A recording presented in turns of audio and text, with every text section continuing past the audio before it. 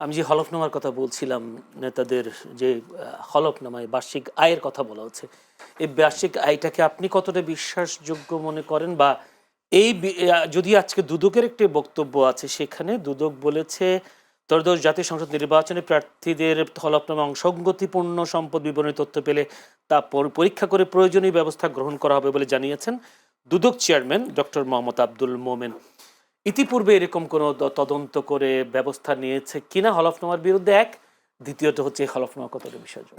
প্রথমত দুদক এই কাজটি করবে না, কারণ দুদক তার যে মৌলিক কাজ সেখান থেকে বেরিয়ে এসে দুদক এখন পরিচালিত হচ্ছে রাজনৈতিক পারপাস সার্ভ করানোর জন্য। দ্বিতীয়ত হলো, আমাদের নেতারা রাজনৈতিক সংস্কৃতিতে কোনো পরিবর্তন আসেনি। জুলাই এসেছে, অসংখ্য মানুষের মৃত্যু এসেছে। আজকেও আপনি যদি দেখেন, আমি দেখলাম যে জুলাইয়ের অনেকগুলো মৃতদেহ কবর থেকে তোলা হয়েছে, স্বজন চিৎকার করছে, কান্নাকাটি করছে, কিন্তু আমাদের পলিটিশিয়ানদের জীবনে কোনো পরিবর্তন আসেনি। আপা একটা ব্যাখ্যা দিলেন, সিলেটে প্রায় একটা ডুপ্লেক্স বাড়ি নিশ্চয়ই 24 লাখ টাকার দাম হয় না, জামাতের আমিরের যে হিসাবটা দেখেছি। আবার আপনি নেতাদের স্ত্রী, তারা কোনো কাজ করেন না, কোনো পেশার সাথে নেই, তাদের শত শত ভরি সোনার গহনা আছে। তো আমি অবাক হয়ে যাই যে গ্রামে একজন কৃষক এসে যদি দেখেন যে তার স্ত্রীর একটা কানের দুল পরে আছে এবং উনি জিজ্ঞেস করেন যে তুমি এটা কোথায় পেয়েছো, সদুত্তর দিতে না পারলে সংসারে অশান্তি লেগে যায়। আর আমাদের এই নেতাদের স্ত্রীদের কোনো বৈধ আয় নেই, কিন্তু এক একজনের শত শত ভরি স্বর্ণালঙ্কার আছে। তো আমাদের নেতারা জিজ্ঞেস করে না যে তোমাদেরকে এটা কে দিল, ভালোবেসে দিল নাকি কিভাবে সংগ্রহ করলা? তো এই যে হারমোনিটা দেখে আমি খুব অবাক হই যে আমরা আমাদের উদারতা, এই দেখার জন্য যে প্রশাসন, সেই প্রশাসনের ভূমিকাটা, প্রশাসন যথার্থ ভূমিকা পালন করছে না।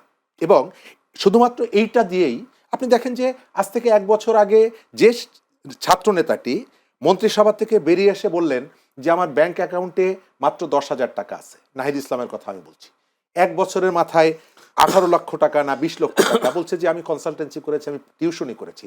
ঢাকা শহরে যারা টিউশনি করে কতটা কষ্ট করে তাদেরকে চলতে হয় আমরা এটা জানি।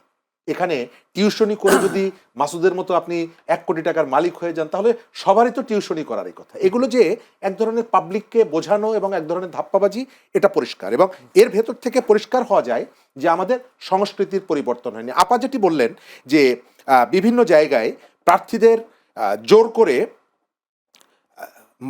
মনোনয়ন বাতিল করে দেওয়া হচ্ছে।